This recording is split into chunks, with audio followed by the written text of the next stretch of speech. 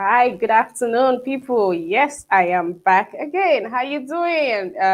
Welcome to this broadcast. Welcome to this broadcast. Where are you, people? Welcome to our first series on the chat. How you doing? Hey, my Niger Watch family. What's up? What's up? What's up? We will be hitting on one of the issues that uh, the youth, especially in Nigeria, get to battle with. I tell you, this set of people have almost becomes the nightmare of every youth out there, and even the parents. Your kids are out, and you are wondering. This is a time where you don't get to miss a call from your beloved ones because who knows just what has happened to you out there. In the comment section, you have the link you would like to join this conversation. Do the needful by clicking on the link, and you'll be right here with me. Yes, that's being said. Okay, I'll just give you people 2 minutes. Come on. Rushing quickly before we close the gate. But we are not closing the gate to you, our viewers. Of course, come on, call your friends, call your family, call your brothers, call your sisters. This is one conversation that they want to be involved in. Yes, guys. Please let them know that we have started. Yay! Waiting for waiting for you to join in. Yeah, waiting for you to join in. Okay.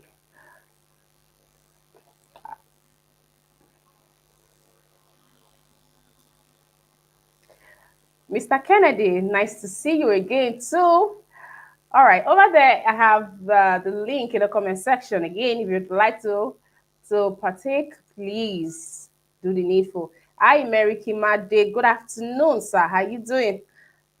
Thank you for tuning in, Mr. Mark Rabo. How you doing? Thank you for tuning in. How you doing? Benson O'Day, how you doing? Hi, Benson. Come on, guys. Come on, let's talk. Let's talk. Come on, let's talk. All right, let's begin.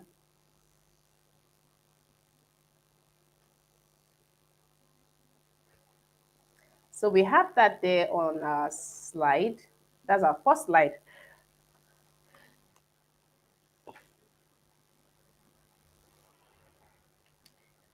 Just a minute, guys.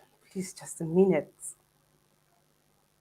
Now, this story was shared by a journalist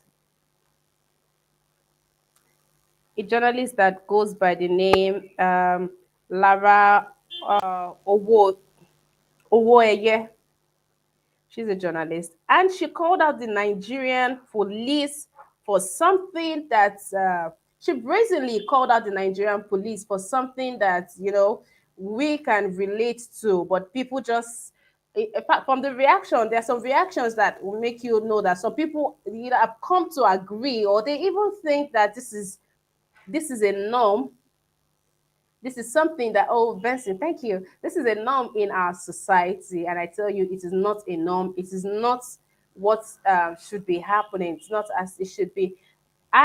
This is Kwankwaso. Hi, Kwankwaso. How you doing? Thank you for joining today's broadcast. Good morning. All right, good morning to you. Please, can I know your name? Oh, my name is Ovi, by the way. Okay. Oh, okay. Ode. Okay. Thank you. I also wanted to learn how to pronounce that. Thank you for tuning in. Please just mute your mic and I'll let you know when it's time for us to talk. All right. Okay, so let's begin. So this is a call out to the Badagry Police Station Family Support Unit section. It reads, I'm calling you out because I do not want a life to be wasted. I asked a woman in their street to run to your office for help. But how can a domestic violence victim run to you with viable evidence or battery? And first you ask the victim to load your phone with airtime so you can call up the suspect. Then you ask someone running for dear life to fuel your vehicle through and fro to pick up the suspect. Then you ask her to give the office money for what I don't know. where is she supposed to get such money from? Haba, is it until she gets killed before cases like this are treated as a matter of life and death? Now, that's right there is our basis for conversation. And that was shared by Lara Owoye, known as Lara Wise online, and she's a journalist. She called out the Badagry police station for that. Let's go to some of the reactions that we have here.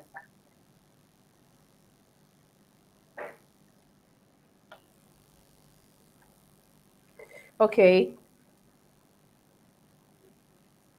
this is from Joy Richards. She says police never help in cases like this. Another person, this is Magdalene Emmanuel, saying fueling their car is a necessity. But when there is emergency, I don't think they should demand for that. Then card is totally out of it. Tag their office, the officers on duty that day will be prosecuted. And this person got a reply from official Macronic 5 says, emergency or not, fueling their car is not necessary at all. What are we paying them for? Move to the next reaction.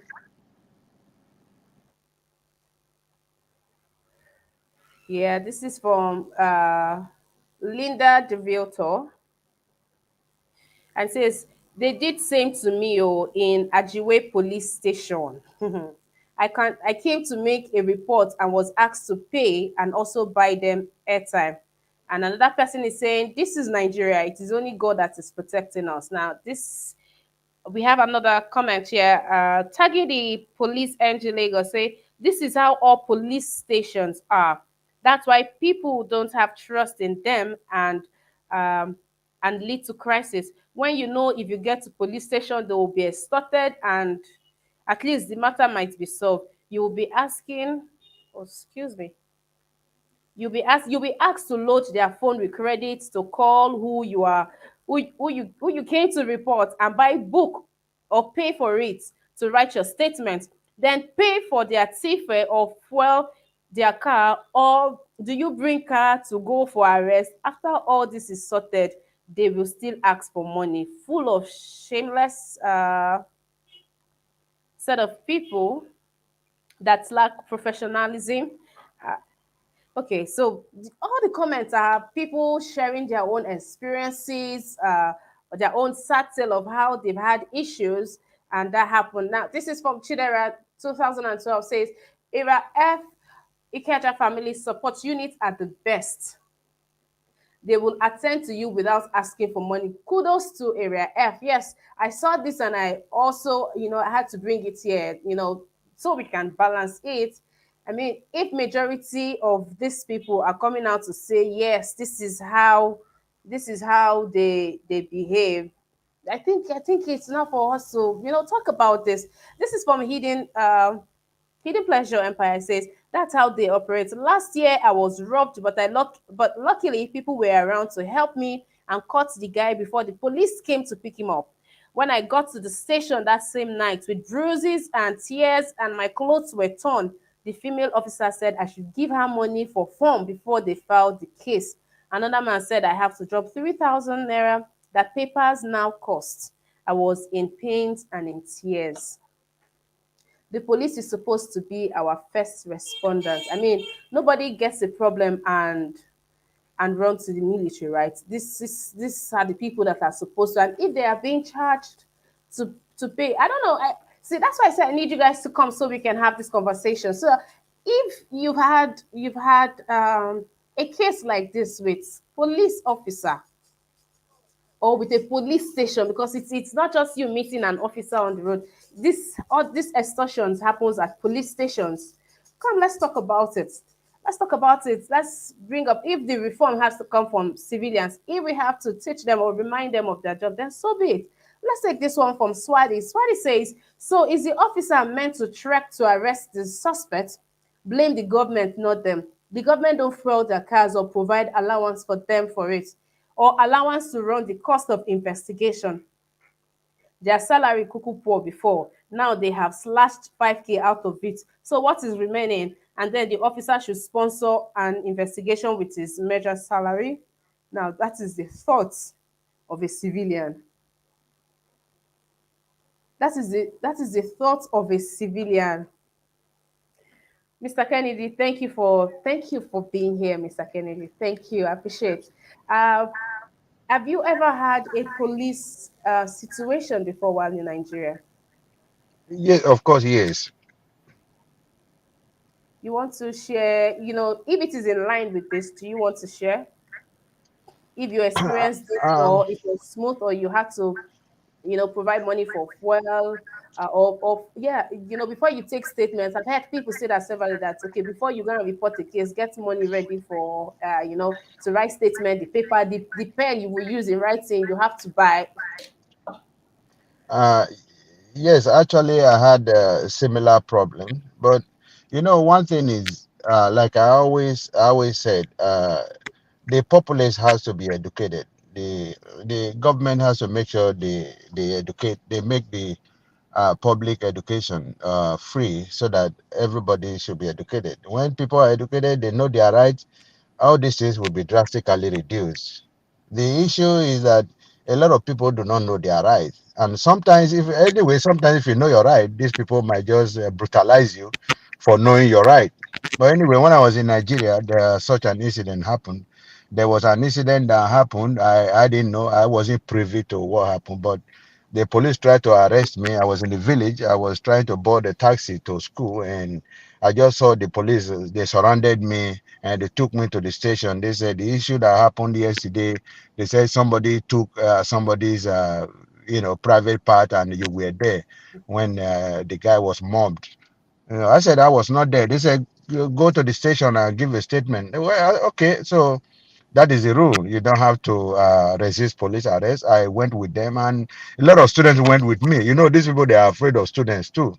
So I was in the Aoki Polytechnic then. I was the class rep, and that was the day we were supposed to resume. I was with the class key, and without me resuming, the class will not be open the following day.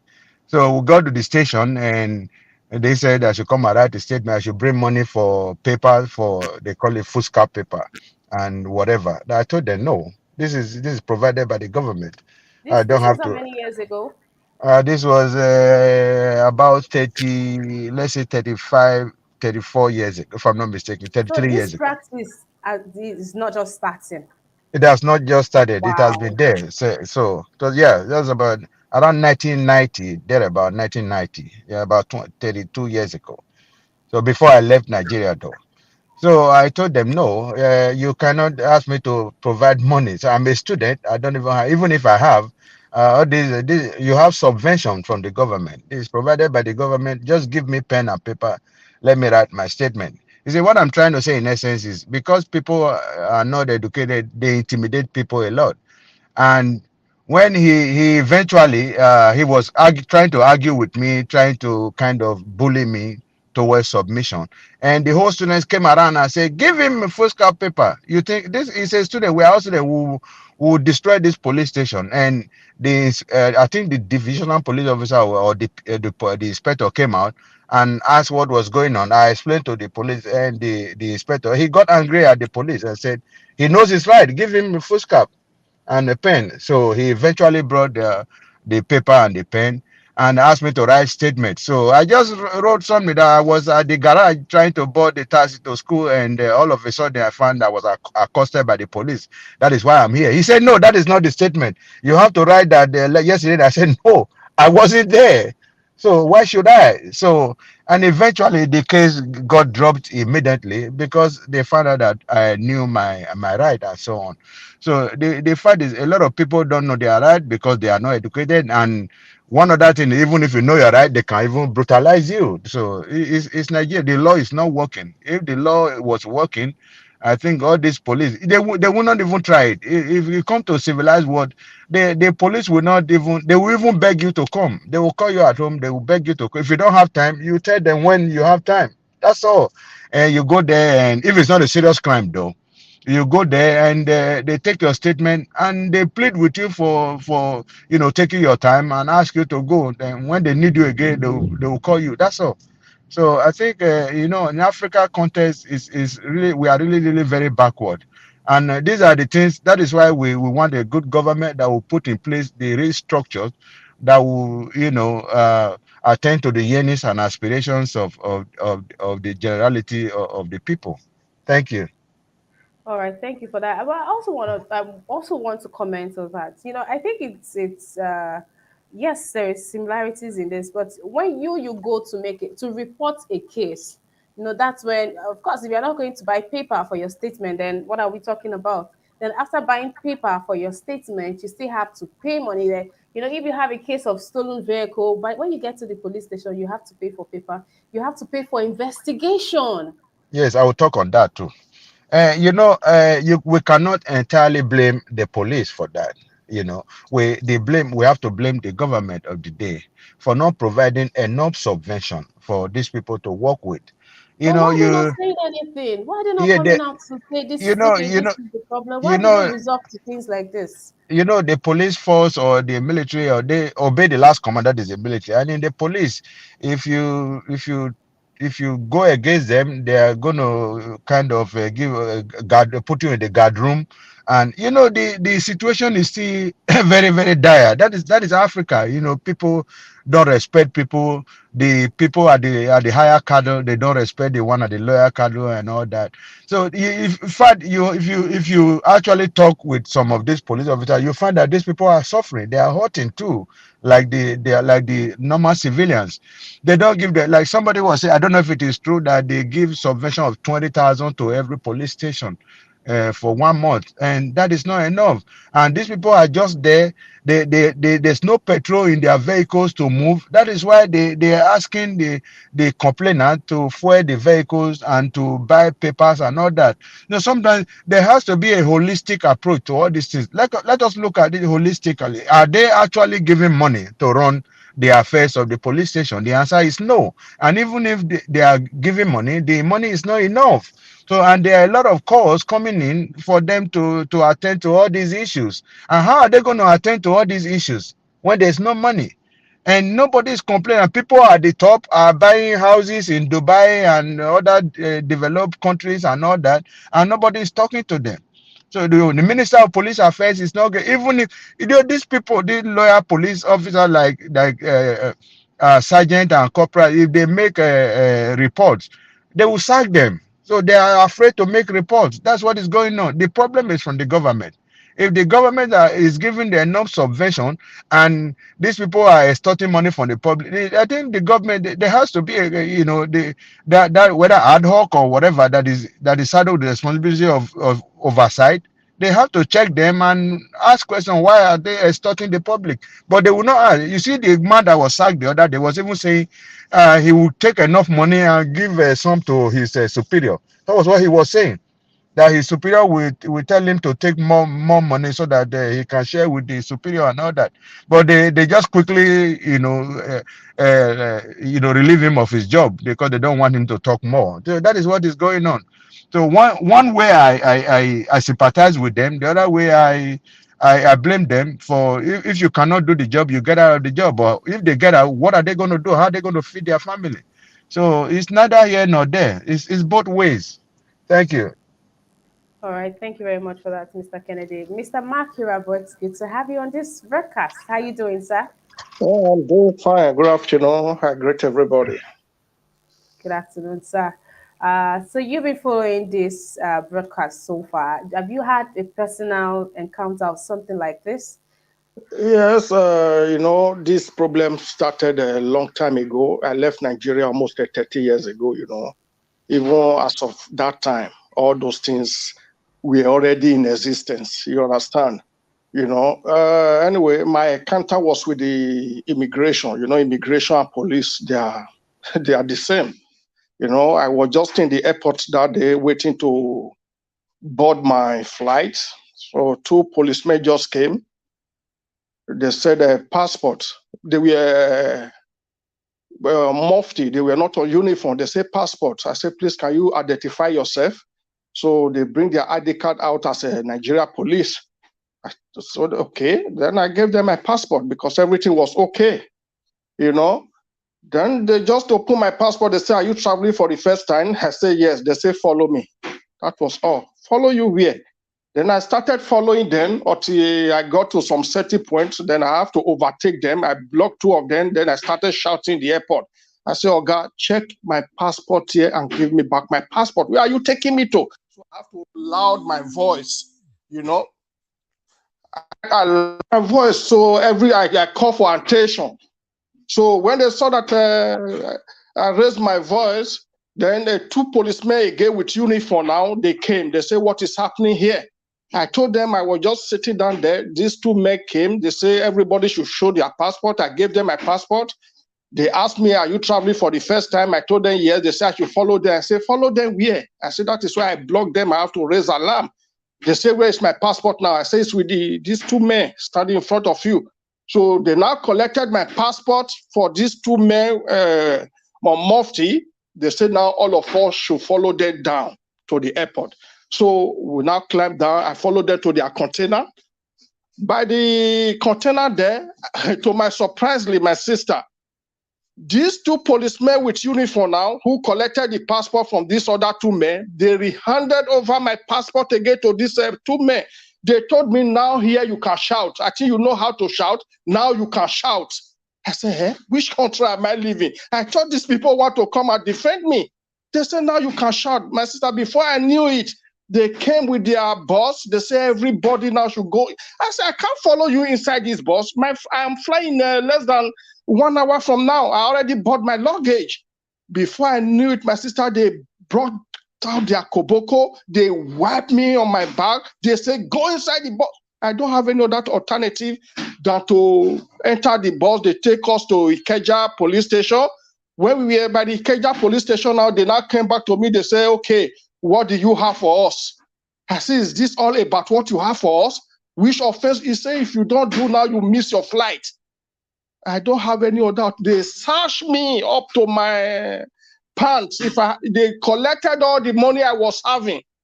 After collecting all the money, they put me in their car again. They drove me to the airport. He was now asking me, "Will you meet up with your flight again?" I was the last person who bought that flight that day.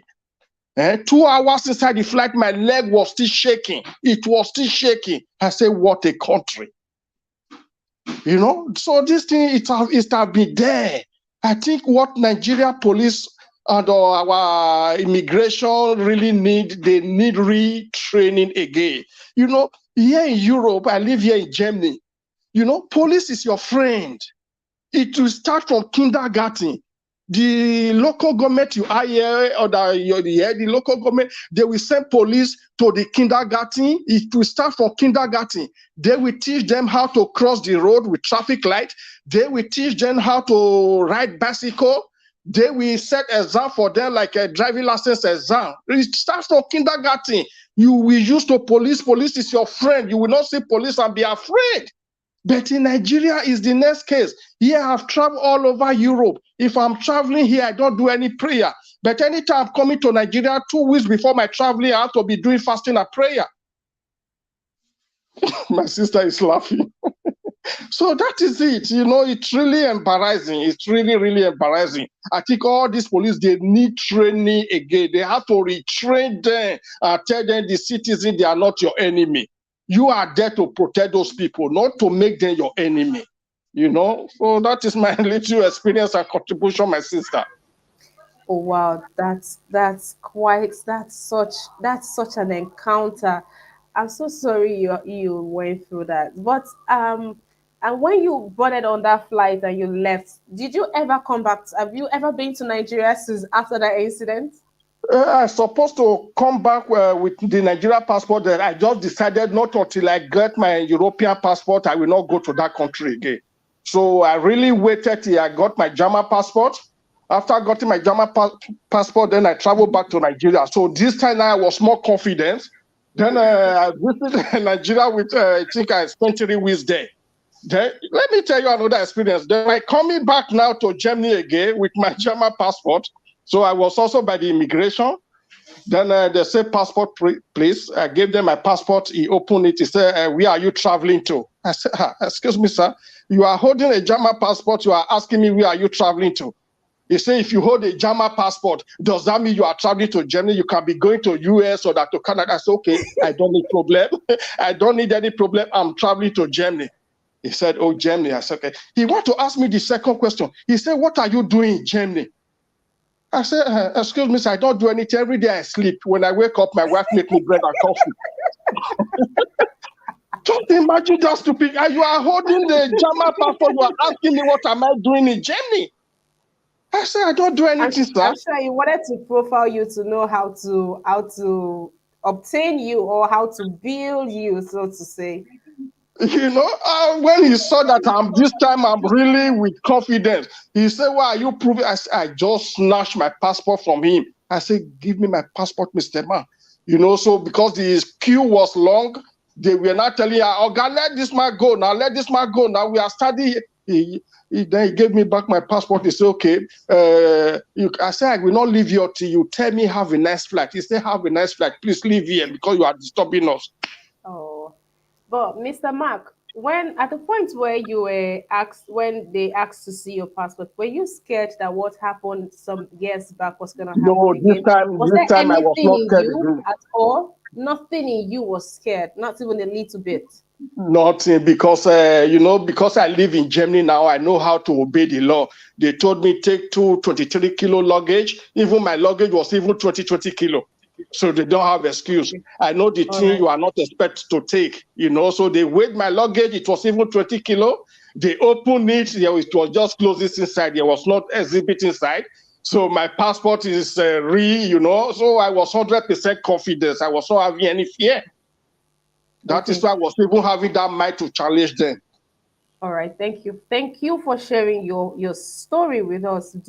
We do appreciate. Guys, this is what the chat is all about. Where we talk about the things that doesn't make it to the headlines. And because we have a community here, if ever you have this problem or you know someone who has this problem or someone who has been fighting for justice and the government is not listening or the right authorities are not doing the needful, come on, bring them here.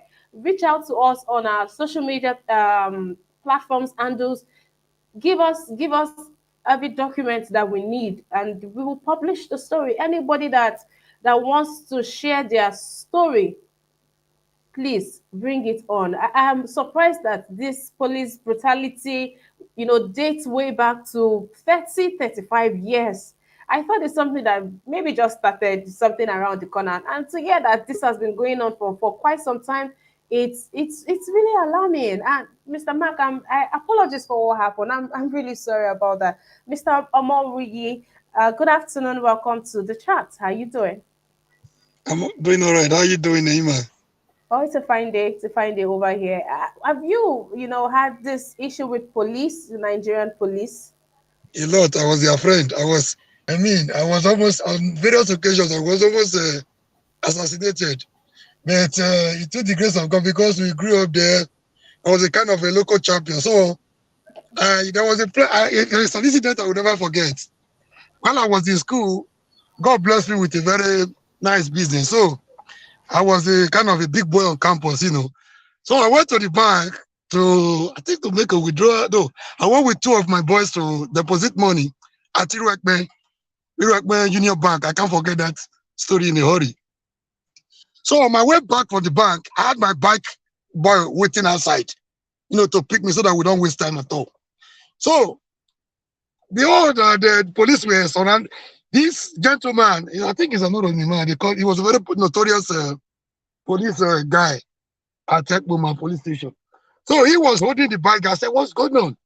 He said he was supposed to be on guide. He was supposed to be at alert, watching out for criminals. He was supposed to actually be protecting the interests of the bank and their customers. He came to the bank and started searching my bank asking for the guy's document. They gave him the document. He went to the end. So where go? And one nobody said, me, I told them like, I'm not cut out. I'm not ready for this nonsense. What's the problem? So that number was not written by me.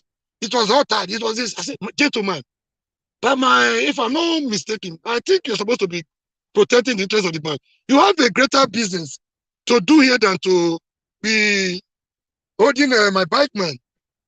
We just came here for a deposit. Why are you harassing us? So he was like, no, you're not living here. I'm taking this bike. I say, this is not your duty at this moment. Whatever is wrong with this bike, I will figure it out. But I was not the person that wrote the engine number. I just bought the bike for my rider. So I think I was very bold too. Me, you are not a fear them. So I crossed my mind for them because the kind of business I was doing, I was always in touch with them. So I think somebody notified I was kind of popular. You know, when you are, your local environment, people know you. Somebody contacted the manager. So the woman came out, like, she knew me very well to be, a hardworking guy. One day, like, what are you doing? How are you getting this money? Okay, so I told her the kind of business I was doing. You also in school? I said, yes. So she shook my hand and like, these are the kind of people I want. This is what I would want you to come and see my children one day. Tell them how to be industrious and all that. They don't have to wait for parents and all that. So she was surprised to know that I was paying my school fees and I was training my younger one. So she fell in love with me naturally. An elderly woman. She came back. She was mad at the police. She was mad. She almost drove them away from there. She called the DPO that they should come if you change the team and all that. So she just took everything. So my anger just went down because of the way the manager reacted. So I had a lot of series of encounters. I had more than hundreds. Time will not permit us for me to go from one story to the other. So my first trip to America then, I was traveling. They took me, the normal way of trying to intimidate you, just extort you. So they took me somewhere. The naira I had already. I also love giving too. I don't have problem giving to people, but you don't have to take advantage of that. So the only thing I had with me was, I think it was my BTA dollars. He got to one room, they were trying to like, what are you going to do? Give us money. I said, I don't have money anymore. I don't even have change. If I had like $20, $50, maybe I would have given. But what I had was not something I was ready to part with. They wanted to delay me like, I have to. I said, no, it's not compulsory. If I want to give, it should be out of my own personal volition. You don't have to stampede me to give you money. I have no offense. What are you going to do? I said, that is not your problem. That is not what I'm going to do. Check my documents. If my documents are okay, so you don't have problem keeping me here. So they were like kind of delay me. So I showed I was very bold to like, no, I've given money to certain people. It doesn't mean I don't know what I'm doing. I just wanted to give. I wanted to give because they will tell you we are suffering. You have a job. You are suffering. What about those that don't have at all? Okay, say this country no easy. I like to help, and then you don't want to take advantage of me. So I fled up, and I wasn't ready to entertain that delay. I was almost missing my flight. See, that was about the last point or so. You have to give us whatever you have. Give us the dollar. We can change it. I say, I'm not giving you dollar. It's my money. It's my BDA. I can't give you $100 for what? So when they discovered I wasn't ready to eat, they have to let me go. So while I was doing my business, I was always going from Sapler, Warri, Ugeli, Ekpoma, a kind of local business that will take you every nook and cranny. A lot of problems. Sometimes they will impound our goods. They take to the filling station. The kind of goods I was buying too was not something you could keep forever. This smelling rubber, they call it rubber. The one they use for tire, plastic, and everything. So I was a merchant. So they will impound it there. When the things start smelling, flies start coming, they say, DPO will be calling. Who is the owner of this goods? Let them come and take it from here. What do you have? Why are you delaying? I don't have anything. What is my problem? Is he a problem? Is he a crime to do business? Is he a crime to do? Is it an SDP? Is he a contraband? No. You just have to let me go. But sometimes, if I don't want to encounter delay, we're in a hurry, and it's not something you have to keep too long because of shrinkage and everything, it loses value. Sometimes you don't want to settle them, and how you go your way. The police force is a mess, and it needs reorientation, like the other gentleman said. We need a total overhaul. The problem of Nigeria is a systemic problem, like I said yesterday on this platform. See, what we are facing in Nigeria, insecurity, police, corruption, we are treating cancer with Tylenol and fencing and paracetamol. It's not going to go away. We are treating the symptom, not the major problem. So it will remain there. If you have a headache, there's underlying cause of that headache. The headache is not the ailment. The headache is a symptom or something wrong with your system. So we can't continue to treat cancer with Fensic or paracetamol. We are just treating the symptom. We are trying to kill the pain, but not the major ailment. And again, we know the fact, and we don't want to deal with the truth. So it will continue to hurt us. We can't continue the way we are going. I think the thing is getting to everybody. We need a total overhaul. Until we begin to address the problems the way they are, we have not started. Thank you, Emma, for having me this All morning. right. It's always a delight to be on your show. Thank you. Thank you very much for sharing your own personal experiences with the Nigerian police force. Okay, before I proceed, guys, please let's do the needful by liking this broadcast. You need to like this broadcast. We need YouTube to make this broadcast accessible to people. With this police brutality and all of this, it's something that has become a menace in our society. So there is need for you to like this broadcast, share this broadcast. If you know someone who has had an experience or an encounter, this is a platform. This we Niger Watch has started to use the platform to help people. So people that have these issues should come forward, come and talk. But we need to hear from the horse's mouth. We need to know this right here is my problem. All right, Mr. We okay, Mr. Amori, you want to say something? Yes, there is one incident that, there are cases too many to mention, but there was one again where we almost killed. We're coming from Warri, so our payment was always on Fridays. This Saturday, we got money late because we had to do business on Saturday. We were paid in Warri around, it was already late, around 8, 9, 10 in the night, we're already in the bank. So then, this cashless system was not in. We had to come with our physical cash all the way from Warri. So we had no option than to hit the road. Then the situation then was not as, the security situation then was not as bad as it is right now. We were coming somewhere around Ologbo. We are accosted by some policemen. We tried to settle them because we knew what we had in our vehicles. The 3 vehicles we had were loaded with physical cash, raw cash. They were loaded, fully loaded. Then the highest denomination was, I think, 20 naira. You know what that one means when you're taking millions in 20 naira denomination, fully loaded. So we tried to avoid delay and altercation. We gave them money, but they were not willing to take. We didn't want them to know what we had in our boots and in our various cars. So one was so inquisitive. He wanted to know what was inside. So we knew we were at a very dangerous situation. As soon as he opened the boot, he just like, what? What is this? I said, we are businessmen. We showed our ID card. We showed our everything. He said, no, you guys are going nowhere. I said, what is the problem? Where are you coming from? We said, we are from the bank. We showed them everything, the tellers, the check, the duplicate of the checks and everything, our weighing voucher. They were not after what we were saying. No. Do you know, we almost, we tried to settle, what do you want? 100,000, 200,000, 500, we're ready to give. They were not satisfied. They were about taking us away. So they went somewhere. They were having a meeting. I knew our lives were in serious danger. Then I used to have an uncle who was the police commissioner. I dialed his number. He wasn't picking up. No, it was like it's not reachable or something. But I didn't give up. I was still talking as if he was hearing me. You get what I'm saying? So our lives are in danger. I'm somewhere in Ologbo. I think the team is so operation. Is it Operation Wipe or something? That was time of Operation Wipe.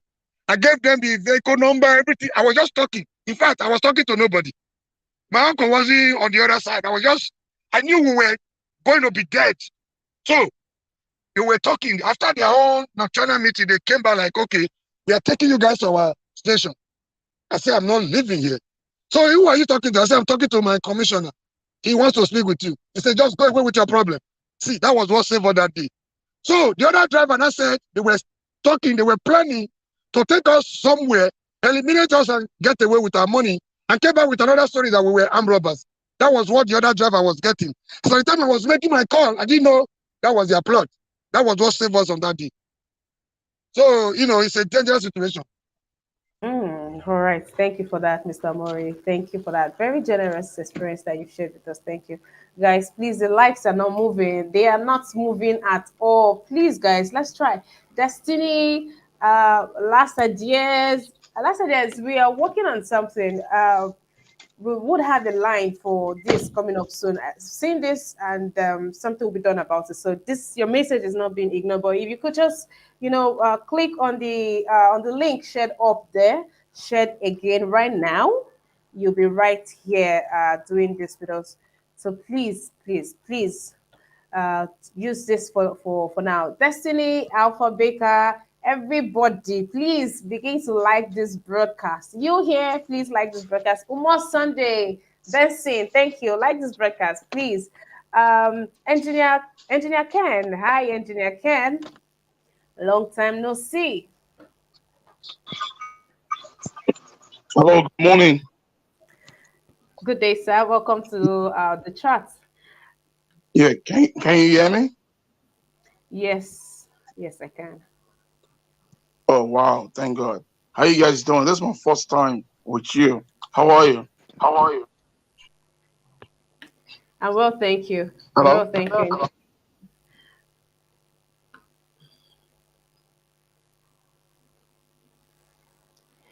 Engineer Ken.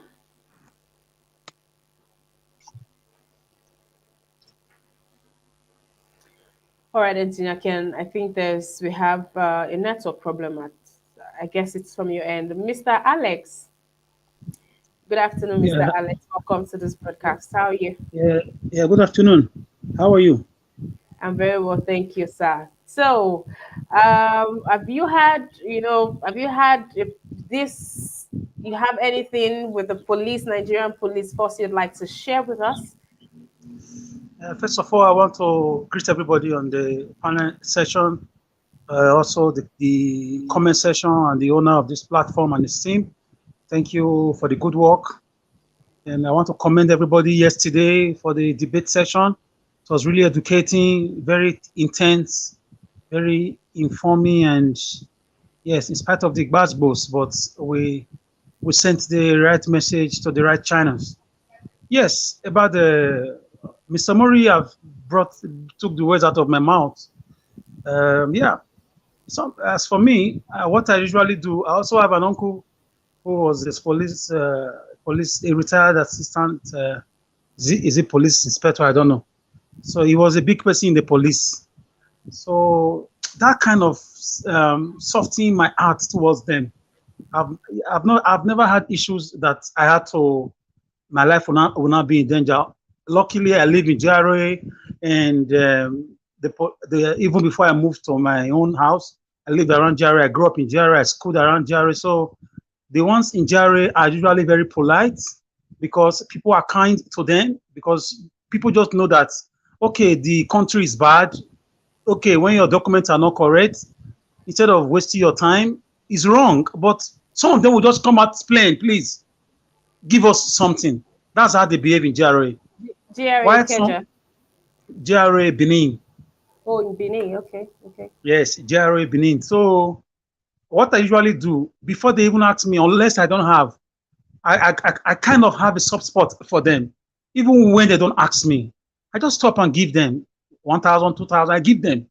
I do that a lot. Even my wife will be like, now wow, I say you get this money plenty. So we'll be joking about that.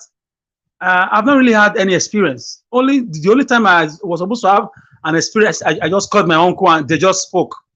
And my uncle even said, I beg, give man, and a small boy, he just come from, is it Enugu or something? They just posted it. Anything you have given, but he asked him to leave me. All my papers were correct. He was talking about tinted permit, which is right. He was telling me another law. I just laughed. Brought out my phone and I called my uncle. All my documents are correct. I like to be on the side of the law. So apart from that, I've never had any cause to struggle. And I want to salute people like all these comrades, lefties, people who are civil rights organizations. Sometimes they stand a lot of times they stand in for us. They stand to these policemen, that the bad ones among them. Sometimes some comrade lefties, some human rights, whatever bodies, they take the bullet for us just to fight corruption, just to send the right message to the corrupt policemen. So Yeah. there are bad ones among them, but personally, I've seen them do their jobs. I've been lucky enough, I've not had terrible experience like people are having. So I would prefer the solutions to their problem. Like Omori said, police need a total overhauling. In fact, look at the logo of the police. It's a colonial master something. That's Seco.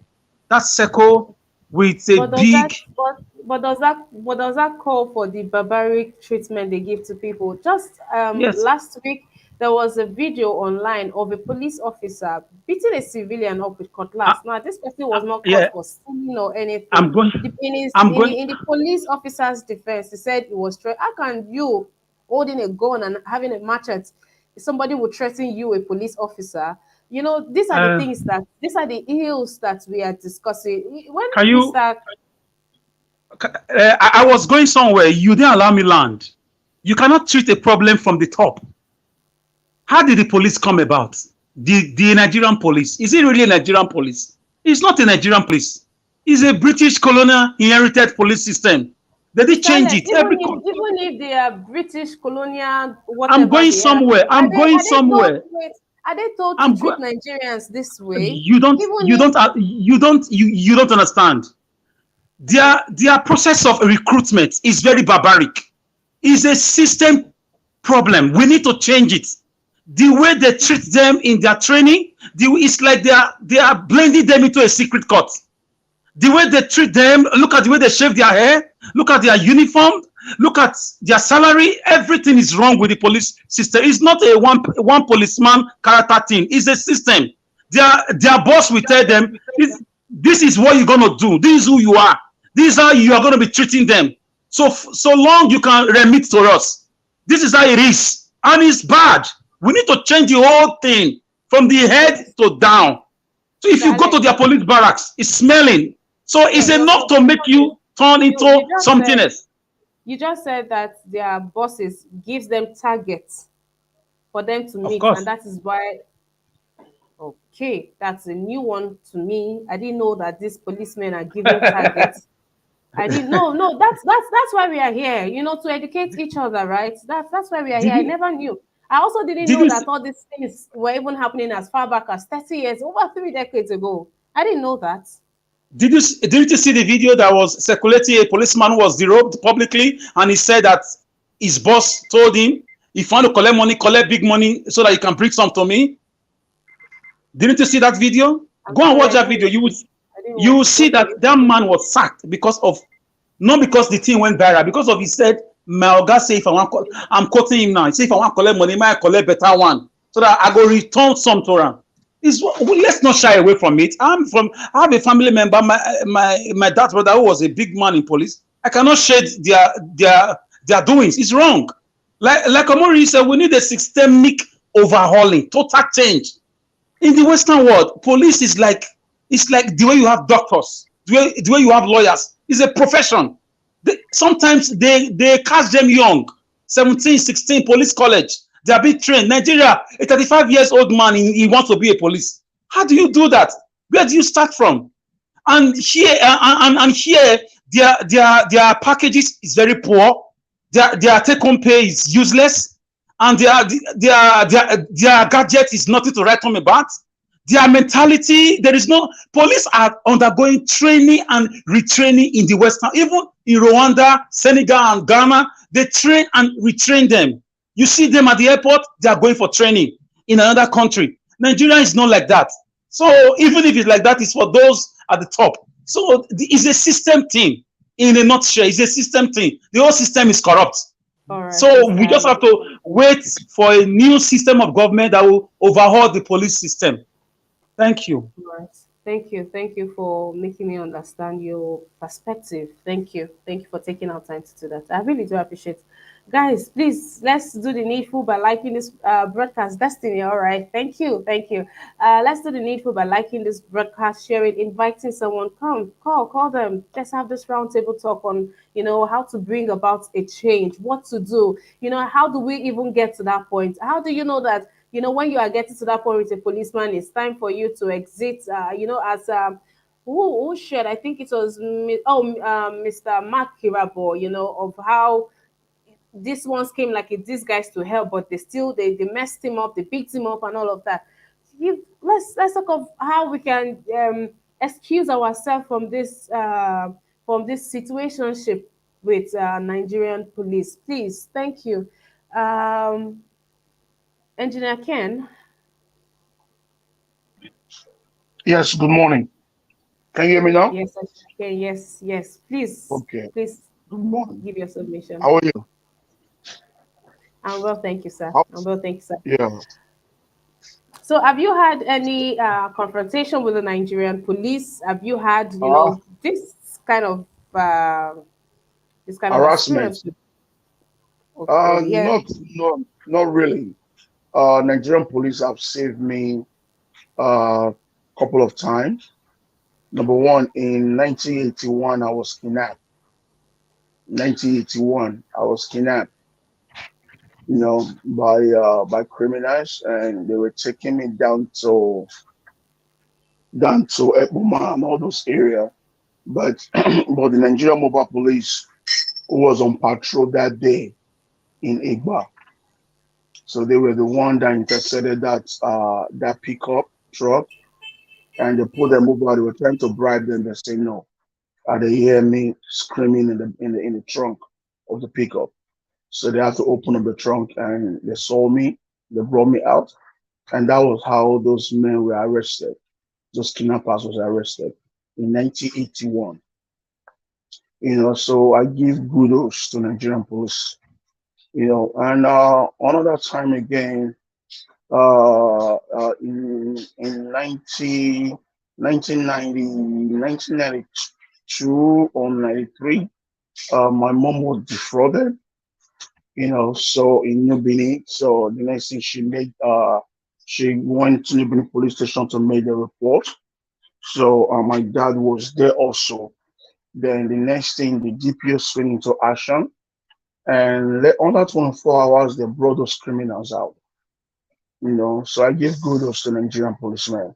Nigerian police, they are they are very, very skillful. We have to be honest. They are very intelligent. You know, because of their wages are very, very little, because of the way that they are being treated by the system, the system of the country. You see a police officer who is a BSc holder would be like maybe a sergeant or an inspector, you know, guiding a senator who is also a BSc holder like him. And the senator is making 14 million naira every month as a salary. And guess what?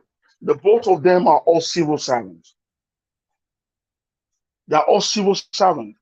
The senator, who has the same qualification as the police sergeant or police inspector or police superintendent, is making 14 million naira a month as salary, and the police is making 75,000 naira to 100,000 naira a month.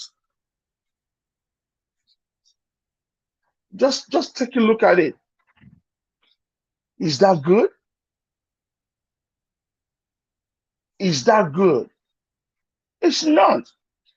So when you see them now being corrupt, trying to make money in a dubious way, sometimes we have to be honest. Sometimes you can't blame them. They are humans. Maybe they have 4, 5 kids that they have to pay school fees, and their kids are going to public schools. The landlord is dragging them rent, and all of them is renting, staying about 1 room or 2 rooms. His salary cannot even afford his rent. That man will be confused.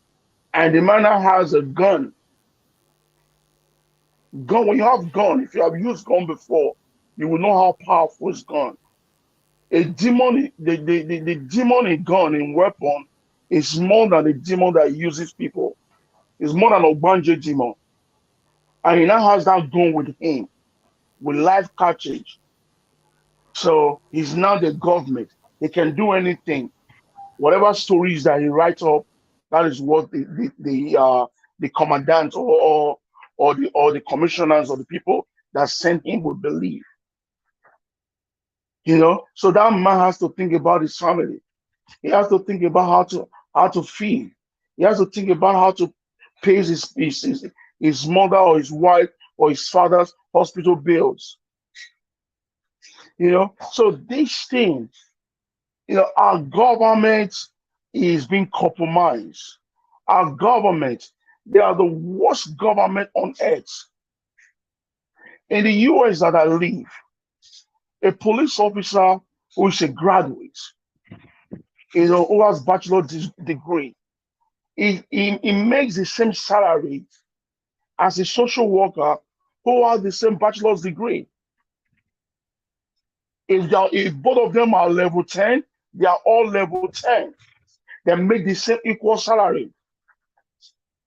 And as a police officer, they will give you about 10% to 15% off in anywhere you go, in anything you buy.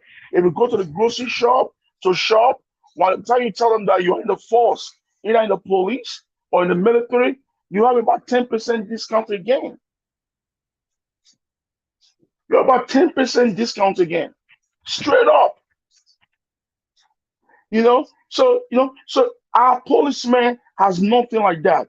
If you go to Ikeja Cantonment, the police college Ikeja, my dear sister, if you go there one day, go there, tell the commandant you want to video the place. You want to place them on social media to see how the Nigerian police are suffering. If you go there, the prison, the prisoners in a normal prison, live better than the police in police college. If you see the kind of food that they are eating, my dear, you'll be crying. They are like an animal. So this thing alone in Nigeria as a country has to be restructured. British police, American police, those things are nothing. They did not change. The British gave us police. It doesn't matter. It is the way the police have been funded.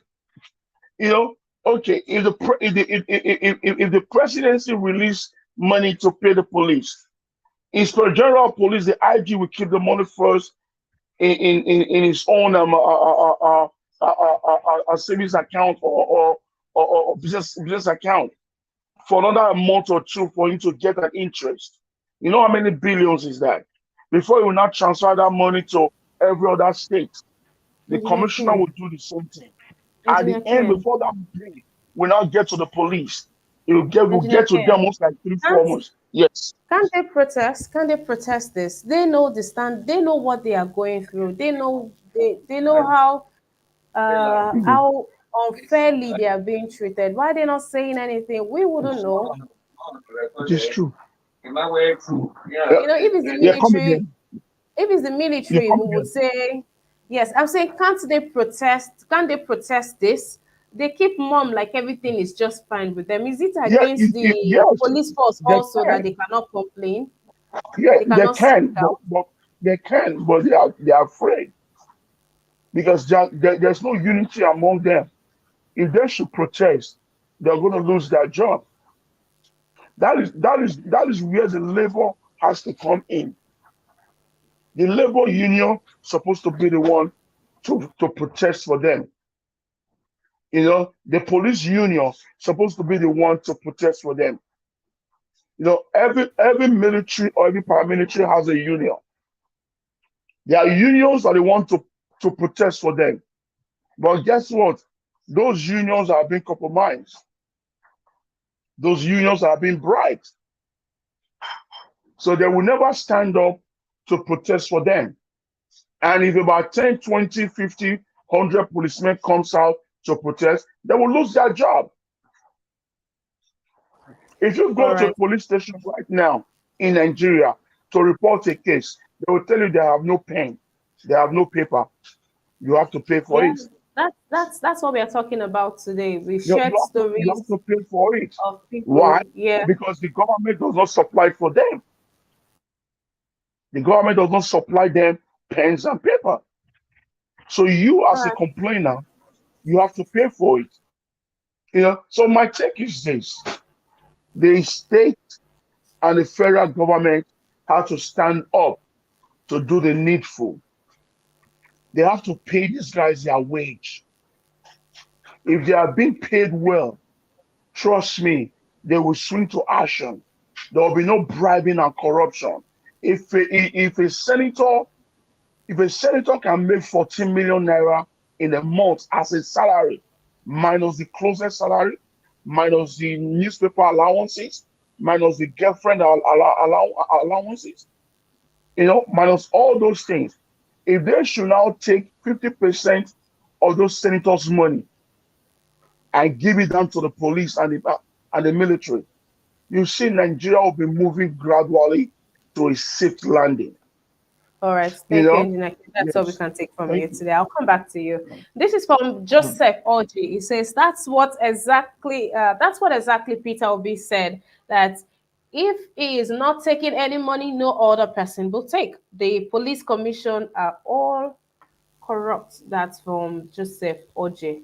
Um, Guys, I am also saying, please, this broadcast is not allergic to likes. Please like this broadcast. This broadcast is also not allergic to financial support. By your right there in the comment section, you have the dollar sign. It really doesn't matter the currency you're using. That's just an intro. Just use that to support us and support to the likes, please, guys. Let's do something. Let's do something. Thank you, Mr. Akim. Good afternoon, Mr. Akim. Good to have you here today. How you doing, sir? Good afternoon, my sister Ima. Sorry, I was about to call you Kashi. Sorry about I was hoping you won't. that. Mr. Sorry. Akim, it's good to have you here too. Thank you for joining in.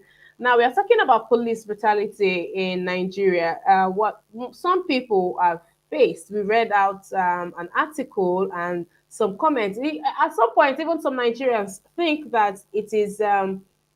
One comment read, "If you don't give them money to fuel their car, do you expect them to trek down to the scene, or do you expect them to use their own money to fuel their distance?" People are thinking that way, and you think they've accepted it so much that they think it is their right.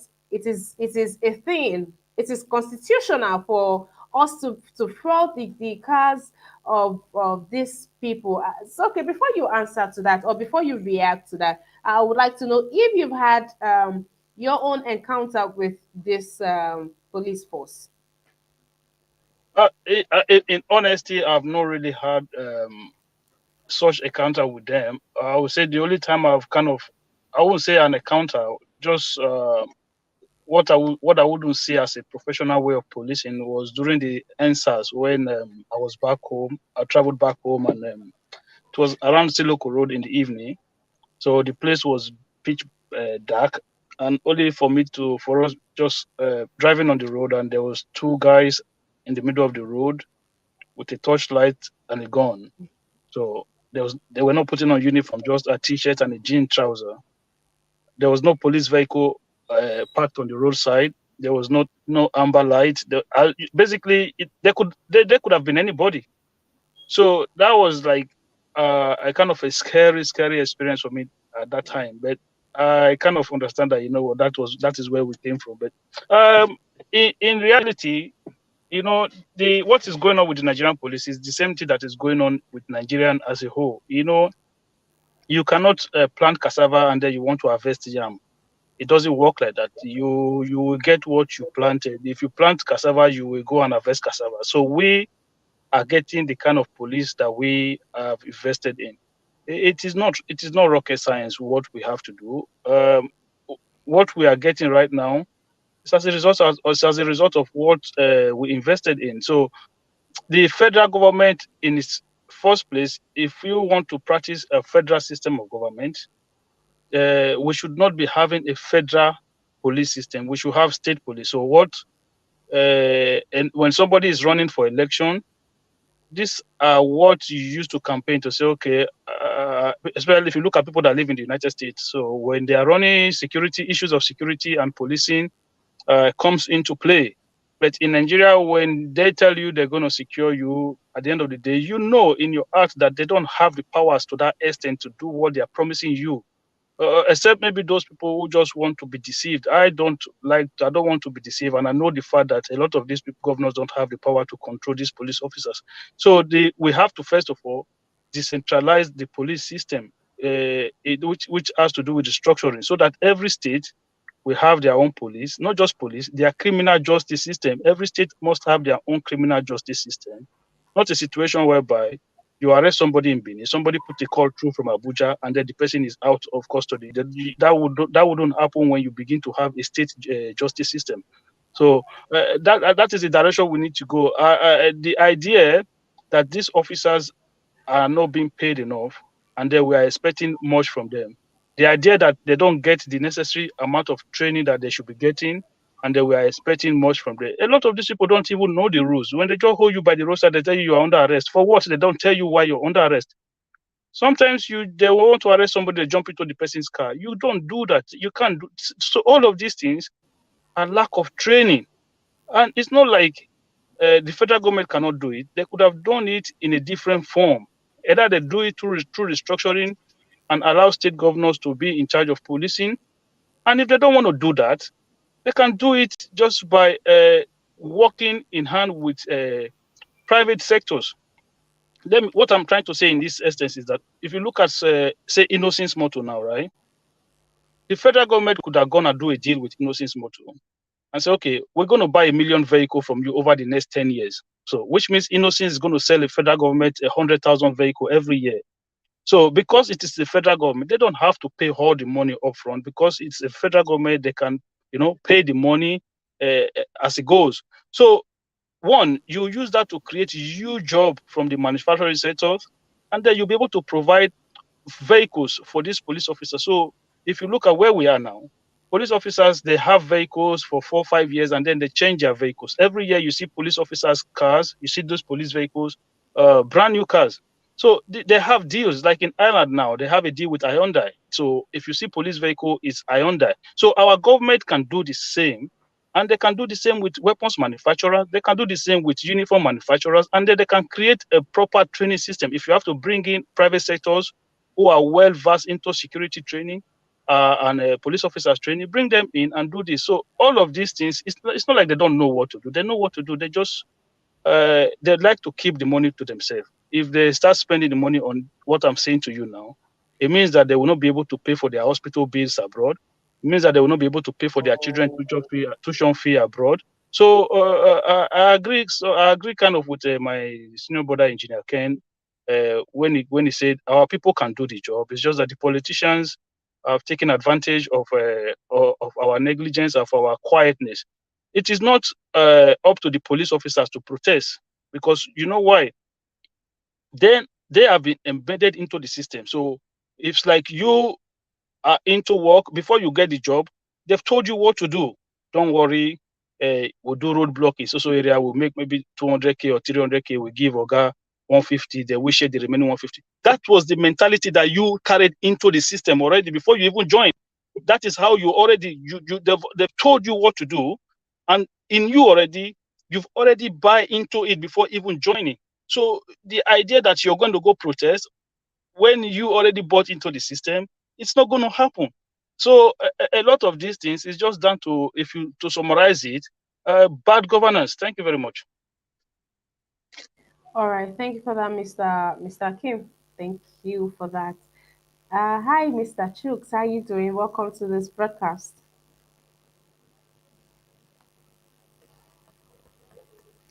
Mr. Chooks?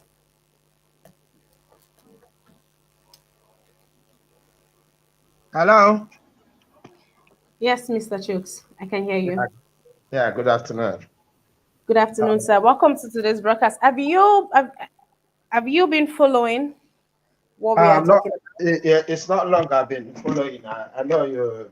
discussing of the issues of the police and their welfare. I don't know if there's any other thing. Okay, no, we are not talking about their welfare just yet. I brought to limelight a story shared by a journalist called Lara Owoye. She met with a domestic violence victim, and she referred the person to a police station closest to her. This happened somewhere in Badagry over the weekend, or this story was shared over the weekend. And she Okay. directed her to this police station. And when she got to the police station, the policeman asked her for money for recharge card for them to call the victim, then proceeded to asking her money for fuel for them to go and arrest the person. Also requested money for the office, and that was undisclosed. So a lot of people reacted to that story saying that that is what they do. They will ask you for money to buy paper, to write statements. They'll ask you for money for investigation if it is a Yeah, case sure. of fraudulent. So my first question is, right, have you had that encounter with the police, with the Nigerian police force? Oh no, not personal experience, but I have friends and families who have such experience. You know, um, it's a in as much as we complain the police, the this, the that, we can say anything we want, and the answer is until our judiciary start working, nothing will work in Nigeria. I am saying it. I'm not ashamed to say this. No kind of no kind of equipment, nothing you give to the police that will make them work until the judiciary start working. And I'm gonna explain what I mean by that. If a when we talk about the bail is free, yeah, as a citizen you can call the police. If the police, yes, I don't blame the police that much, because their hands are tied. They have no equipment. They have no money. I saw one. I think last week they sacked the policeman who take pride in saying, "Listen, even my DPO, my ASP or so, they know what we're doing. They ask for the returns." This is, in fact, this what he said there has been going on for more than 30 years, of which every one of us knows about it. You know, so how do you stop such? It should come from the judiciary, our law courts. You and I, to be frank, you and I are suffering today because the judiciary is completely dead in Nigeria. In fact, I don't even believe in any lawyer in Nigeria because this is the job of the lawyers. When things are going bad, they should be the one to protest. Civil organizations, these are the people that were supposed to fight for the police. But each time they raise concerns, what the government does is they open up one channel for them to eat the money. They say, okay, police, PPC, whatever they call it, that they're looking after police. No, the fact is, until the judiciary start working, none of this can ever be transformed. Because you cannot, for example, now, if I go to police and they ask me for that, the hope of a common man is the judiciary, right? Somebody, for example, now, armed robber is operating and you go to police station or you call the police, they say you have to bring money for petrol. Okay, you do what you can to save the situation, but after the event, you should be able to take the police to court. You should be able to take the police to court, and the court will hold the police responsible. Then the police will say, we don't have this, we don't have that. The court can order them to equip the police because the budget is there. If the money is not there, you see, most times we Nigerians, we complain a lot. There's a lot in the law that we can do. But for the fact that the law court is not working, that is the problem we're facing. This is the problem we're facing, and this is why we are banging for change. Today, if Obi is gonna come to Niger Watch, I've already set my question down. And the question is, what are you gonna do for an ordinary man to be equal to rich man in the eyes of the law, because that is the fundamental of all our problems. I mean, we talk about impunity. What is impunity? Because if the court say, go and bring him, nothing happens. Nothing happens. Where I'm living today, even if it is the prime minister that messes up, the court will send them to go and bring him, serve him the notice. It's as simple as ABCD. So I don't see, no matter the training you give police today, as long as the court cannot call police, say, hey, come here. You cannot even sue the Nigerian police. If you sue them, you go there, you get justice. Nobody is there to execute it. So these are the fundamental questions that we need to ask. These are the things that are making all these stories around. Who told you? Is the judges? Does the judges not know that when you go there, they don't have money to buy petrol? They know. This is why the police, they are not ashamed to tell you, listen, it's not even, they're not even hiding it. They're not even hiding it. Because almost all the cases, if you like, petition them to the IG of the Federation. When they go there, because he knows the situation, nothing can happen. Nobody can do them anything. I mean, you and I are here. If what is it called? If the National Assembly says to one of these parastatals, come, we want to question you. The army, for example, the custom, for example, then they blatantly say, I'm not coming, and nothing happens. Look at the case of army killing the police. I saw one over the weekend. They're doing that because nothing is going to happen. Nothing, absolutely nothing. But if it were in the same society, the judge will command to go and bring the head of the army who is responsible for those boys, and they will provide those boys. And then listen, it is only in Nigeria they tell you that what is it called? A policeman cannot arrest a soldier. That is stupidity. That is stupidity of the highest order. The only place, if the incident happens in the barracks, the army will arrest the person. Then, when they see is what is it called? In public interest, not the army interest, they send him him or her to the police. That is how it functions in sane society. But in Nigeria, they will tell you a policeman cannot arrest an army man. Come on. Whose duty is to maintain law and order? It's not the military. So when we're talking about equip the police, train them, for me, what kind of training? I mean, you can give them the training as you want.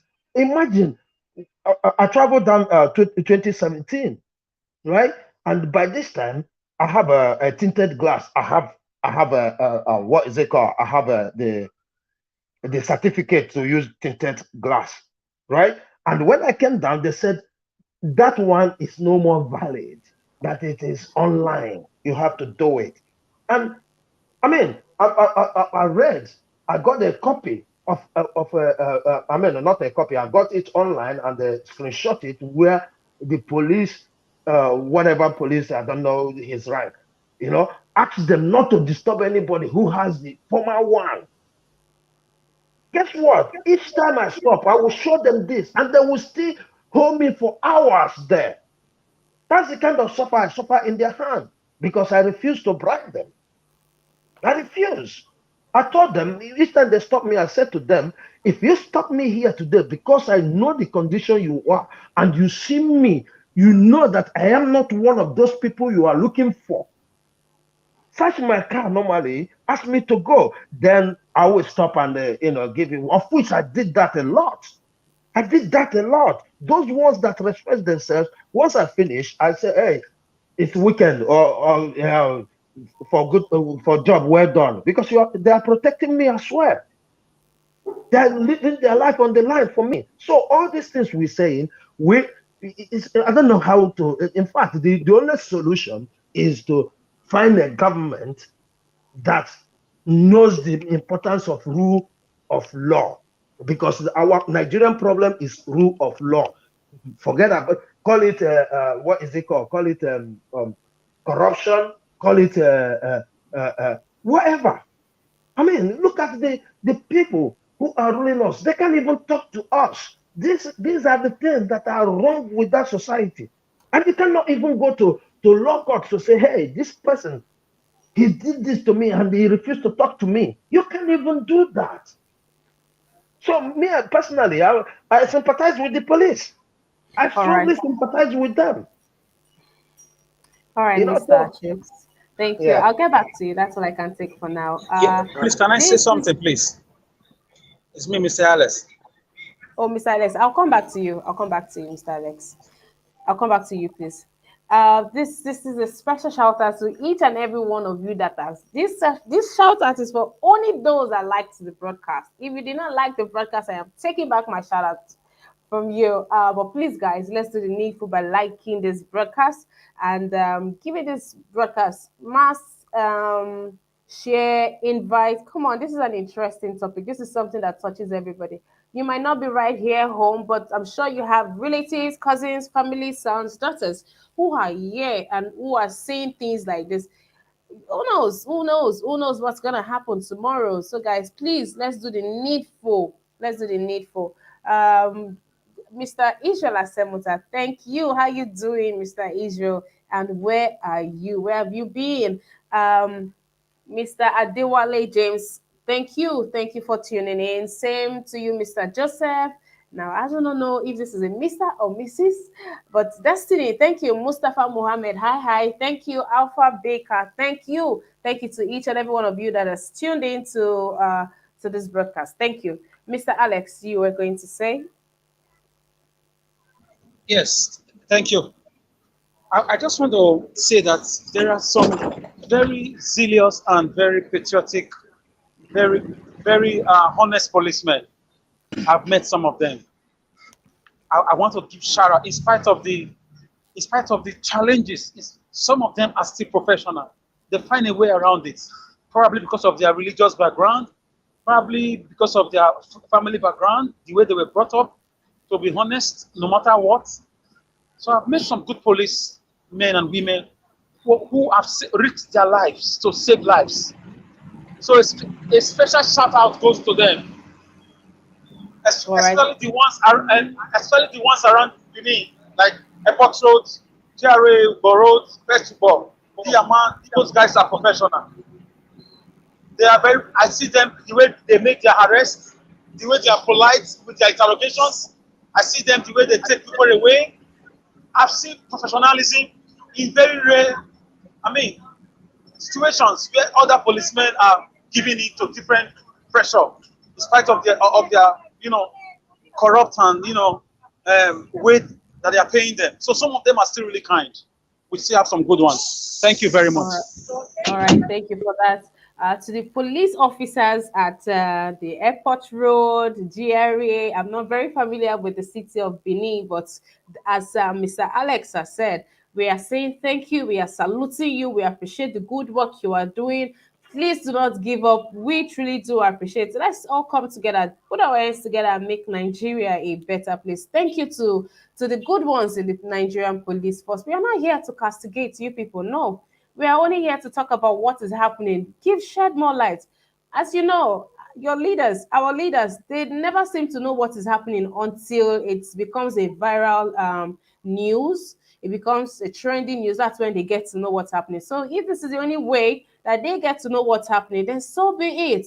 We just want a better Nigeria. That's all we want. Mr. Alex, thank you for that submission right there. Shout out to not just those in Benin, every other place in Nigeria, every good police officer out there will celebrate you today. Thank you and well done. And please speak out so the people can speak for you. But you need to say something. We need to know where the show hurts. We need to know everyone. Nobody wants to even associate themselves. You know, you have somebody at the police station, you say, go, no, because when you go, police will, obtain you, ask you for this. Nobody just wants to get involved with anything that has to do with police. Be our friends for real. Be our friends for real. So thank you to the good ones out there. Mr. Kennedy, please give your submission to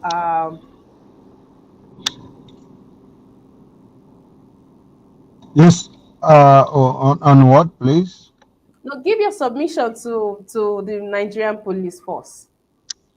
Yes. A lot of people have spoken, and I've spoken before. Anyway, one of my brothers said is the fault of the judiciary, but I disagree. I disagree a little bit because the judiciary they've been doing their best, but I think I'll lay it bare.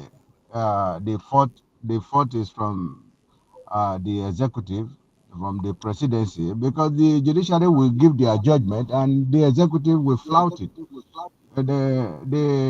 A lot of times the judiciary has given a fair judgment in several issues, like Nigeria government is supposed to pay damages to so people, and for so many years Nigeria government they have refused to pay. And when they are even invited by the National Assembly, they don't even show up. So I think the grandstanding and the irresponsibility is coming from the federal government. Even the judiciary themselves, they are not even paid well. You heard the complaints of the judiciary, the judges. They don't even have lights. They don't even have data. If they don't even have computers. So it's a kind of an existential problem, and it cut across the whole facet of the Nigeria. Let us not demonize only the police, the customs. Go to immigration. You want to do passport and see what you're going to pass through with the immigration. Go to the airport with the customs, the I think the SS or DSS, whatever. And they are all the same. In fact, the country is broken. There has to be a holistic approach to all these issues. It has to start from salaries. These people have to be paid well in the first instance. Now, somebody receiving 40,000, 49,000 in a month, what is he going to do with 49 or 40,000 when a bag of rice is about 36,000 naira? What's he going to do? These people are forced to be corrupt because of the situation, and these government officials are sending their children abroad and holding parties and even come up birthdays. All the governors and ministers, they are attending birthdays of one particular person, whereas people have not received their salary. And one person rightly pointed it out that even the money that is meant for salaries is being put in fixed deposit account for 1 or 2 or 3 months, and the moment the interest comes out, which is in billions, before he releases the money. So it's a pathetic situation. There has to be a holistic approach to all these things. We need a government that will be able to stand for the citizens and say, this is what we are supposed to do. Restructure the country. No, this federal government police is supposed to be there, but there has to be state government police too and local government police. Imagine somebody, a police from my village, or a DPO is from my village. He would like to fight the crime in that particular village. You're bringing somebody from Nasarawa to be a DPO in my own village. How is he going to fight the crime? It's not going to be possible. One, he doesn't even understand the terrain. He doesn't understand the language. You see, everything is in comatose. Everything is a charade. So the government that promised to carry out a restructuring when they were campaigning to us has denied that they don't even understand the meaning of restructuring. It's a serious problem. The vice president who took the federal government to court when he was the attorney general of Lagos State on restructuring issues is now asking we Nigerians, what do you actually mean by restructure? He's now asking us that question. What kind of restructuring are you guys talking about? That's the question the vice president, who is a professor of law, is talking about. So it has to go, that holistic approach has to be carried out. We need somebody like Peter Obi. Let him come aboard and restructure the country. That's what I have for now. Thank you very much.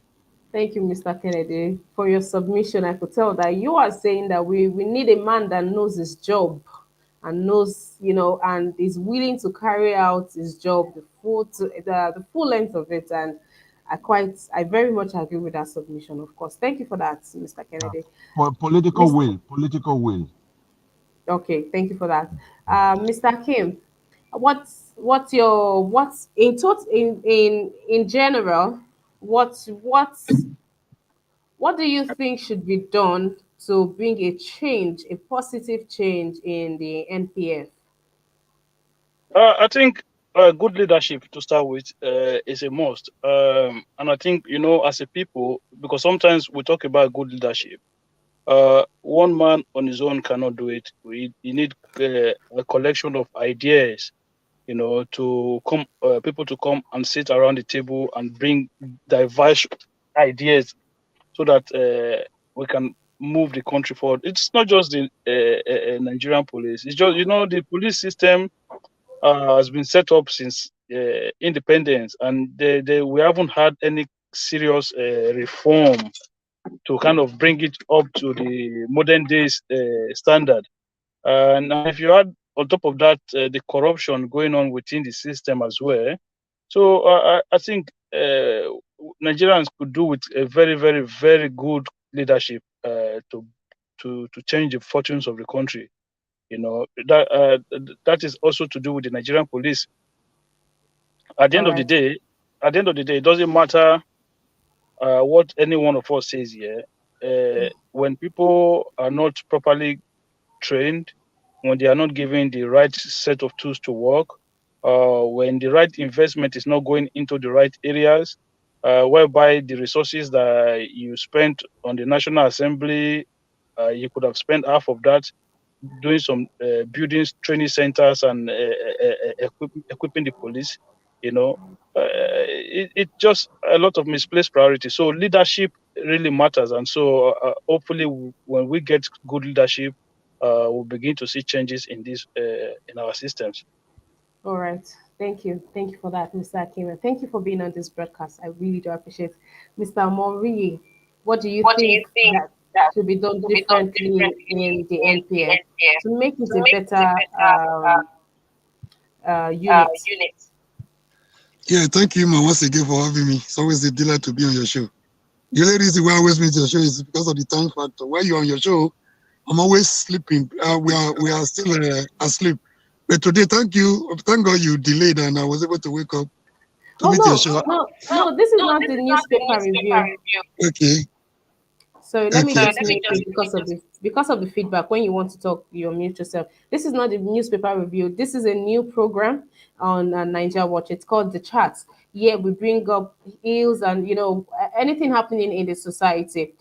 This is where we host people who want to share their story, who have something to talk about, who wants to bring up and happening people who has been who need justice, but they don't have a platform to speak. Yes, the chat is where you have an opportunity to bring your stories on here with facts, with documents. Of course, we cannot take unverified stories.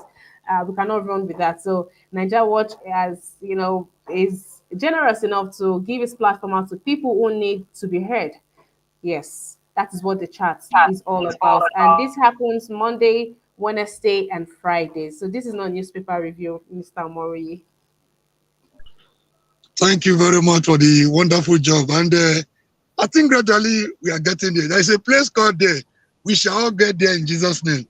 See, we don't need to wait for NTA. We don't need to be waiting for channels. No, thank you for being a voice of the voiceless. Thank Najab Watch for the wonderful job. We cannot have a voice where we can, ventilate our grievances. I think kudos to you all, and you guys are doing a great job. Back to the issue at stake. I had a lot of experience, and also we fought. They were my enemies. Later, we became friends. I only addressed their issue on one side of the part of my business encounter. I was also a very serious activist on campus. That one also gave me opportunity to know exactly what is wrong with the Nigerian police. Most of them are not happy with the system. They are teleguided, they are handicapped. If you give them free hands to operate, they are very intelligent. Then when somebody is calling from somewhere, calling for the file, oh, I'm interested in that file, there's virtually nothing they can do, as for the solution. I have a lot of experience with them. One day, I've been shot at. I've received tear gas from them on a number of occasions. You know, I traveled from Ojota to Yaba to, you know, I've protested a lot. And the way I think they are very, very unprofessional. Most of them know what to do. But when you tell them, when they take order from their boss, if they say go and kill them, they are going to kill. If they say go arrest them, arrest everybody from the house, they are going to see. That's why I call them zombie one way. You know, they don't listen to second command. They're like one-way traffic. You know, we had a protest sometime during in a protest for the validation of June 12th. The first day, it was just tear gas. You know, we also tried to train ourselves on how to suppress the effect of tear gas. We came with kerosene, handkerchief, and all that. You know, so the second day, we were not aware that they brought another detachment from Abuja because the assignment for the first day we could not complete it. So we wanted to continue indefinitely until the June 12 was revalidated. Somewhere between Ekpom and Iroa, no, the first day, the police were kind of professional. They would block, they barricade the road. When they see the pressure, they will move again. We pressurize them, they move again. But before Iroa, before Ekomu's house, you could see that most of them were even angry with the system. I could remember one officer, I think their commander, vividly, using hand to tell us, you know, enter. So they now left through a narrow path to their station where we had a free day to operate, to do what we were going to do. But the second day, it was a different ball game altogether. We got prepared as usual. We met at the normal place. We arranged our convoy, tipper. We could see some vehicles. We didn't know there was an ambush somewhere. This time, it wasn't tear gas anymore. It was just rain of bullets from every corner. You know, it was like a war situation. You know, you could see the person falling down. In the vehicle, in the tipper where I was, we lost about 4 people in that same tipper. You know, somebody next to you falling, blood, all you could see was blood. So, initially, we didn't know where the bullets were coming from. They were in the bush. You know, they were ready to kill everybody. So, that was a sad day for Nigerian police. That was unprofessional. You know, I cannot remember that day in a hurry. You know, along the line, we got arrested. We were detained somewhere in somebody's in the compound, Akomu's compound, for some days. When we were being taken to force headquarters in Benin, I also discovered that most of them were not happy with the system. The truck was very wet. It was a wet truck, a very big truck. Most of them wanted with our handcuff to sit down on the benches at the back of the truck. Some of them were like, no, you guys are the troublemakers. You know, sit down on the wet floor, sit down on the wet floor. No, they were almost shooting themselves at the back of the truck. Some of them were, no, these are not the troublemakers. They're only fighting for their rights. So I was beginning to say, so we still have some people that are reasonable, even among the policemen. So it was an argument between those that were like, oh, sit down on the wet floor. They were matching our head, kicking us with the butt of their guns. Some few individuals among them were like, no, they have to sit there like normal human beings. You know, you can't kill them. You know, once you kill the prisoners on the day of protest is enough. So they had an argument among themselves. So I'm beginning to say, yes, if not, people, they identify what we're doing. While we're in the prison, in the forces, before we moved from CCID to Zone 5, SIB Benin, some of them could come in the middle of the night, you know, have a chat with us, we would chat with them, you know. No, it wasn't our right. They take us outside, we chat, you know, could buy them one bottle of beer, chat with you, they encourage you. But some of them will come the following day to tell you are going to die. You touch our second in command's house, you are making trouble, we're going to execute you. Some people were so scared that they were not even willing to come and see. Our people were not having the courage to come and see us at the station. So they were not actually like that. Some of them were also protecting our interests. Some of them are, you know, professional. They are nice, you know, giving a conducive environment to operate. Back to your question, we need a total overhaul. Education, reorientation, their welfare package should be looked into because it's not encouraging at all. If you see the condition under which they operate, I think you will cry for them, you will wait for them. And again, you know, like I said earlier, we have to begin to address the major problems. the systemic problems, the constitutional issues, the way they are. Like I said again, whatever we are doing right now is treating a forensic treating cancer with forensic or Tylenol is more or less a palliative, tentative, and measures that will not take us too far. We are not addressing the main issues. The underlying factors are there. Until we begin to address them the way they are, we go nowhere. We are not just deceiving ourselves. Even you can call them palliative measures on the short run. On the long run, I see it as effort in futility. It takes us nowhere. We must begin to address the issues, that brought us to where we are. Alex made a valid point, where we started, the origin of the Nigerian police force.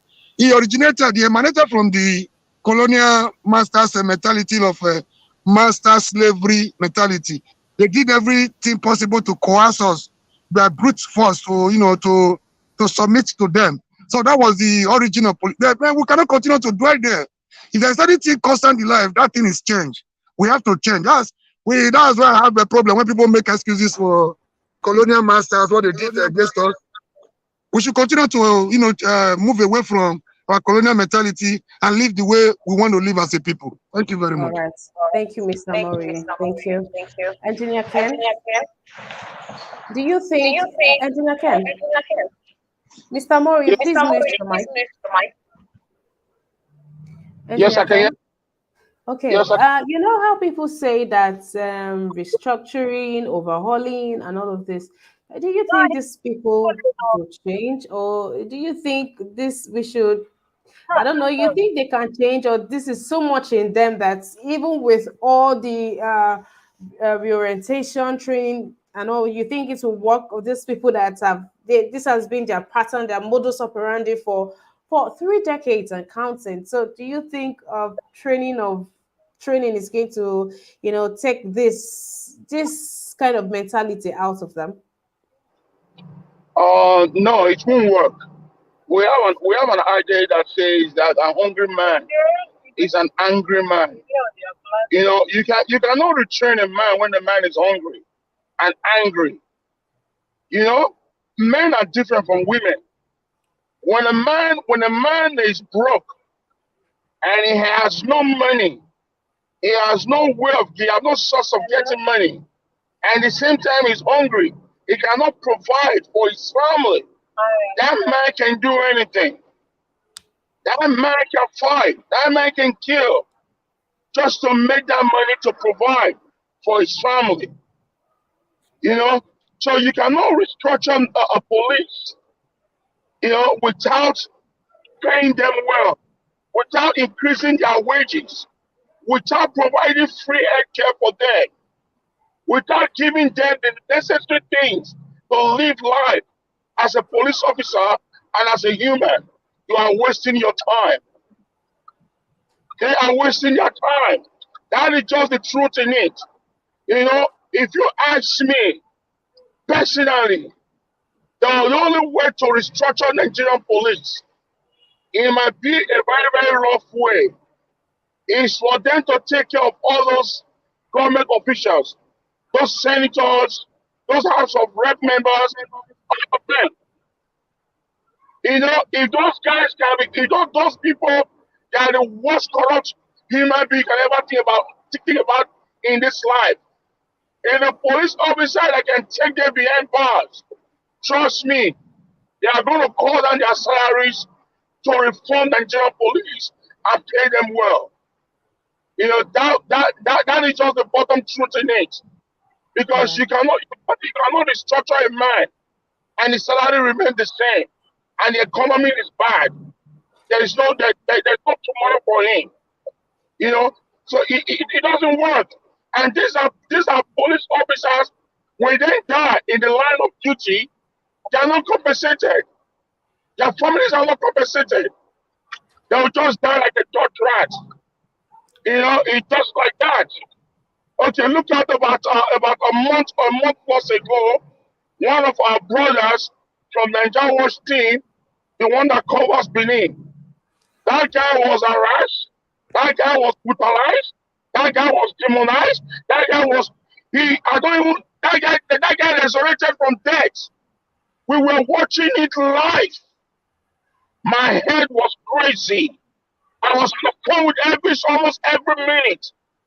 I was running a scene to see that. If I were in Benin, maybe something else would happen. But guess what? There were 2 mobile police officers that was there instantly. They could not do anything when the House of Rep member were telling them to arrest him. Arrest an innocent civilian. It's the House of Assembly member, Mr. Ken. House of Assembly, not House of Rep. No, sorry. Oh, thank you, my brother. House of Assembly member. We're telling the policeman to arrest him and give him a gun that he came to kill us. Give him a cutlass. Put a cutlass on him. But unfortunately for them, that they were on live show. That the whole world was hearing them and the whole world was hearing them, was watching on them. And guess what? The state governor is protecting that House of Rep. You know, the speaker of a state is protecting that man. Till tomorrow we are looking for him, we can't find him. And the police are not doing the needful because all of them are criminals. You know, so my teenage days, and this is my take. The Nigerian policemen, they have to wake up on their slumber. You guys know what to do. If you have to take down your bosses, take them down. Because enough is enough. Enough is enough. You know, how long can you do food? Yes, of course. Because there is no way to solve this problem. There is no way. There is no way. This thing will be going on forever. But the only way to solve this problem is through blood. And that is the truth. No matter how we are going to ban it, no matter how we are going to send them down to America or England for training, who are they sending down? Their own people. They will not send down a recruit or a sergeant or a corporal or inspector. They are going to send down from SP to pretend that.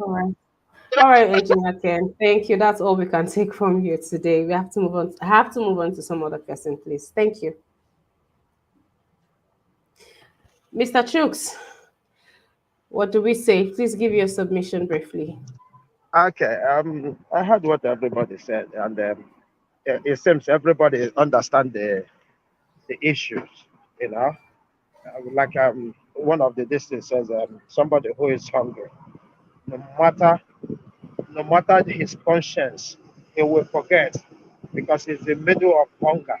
So I think we should get, you know, like the previous contributor said as well.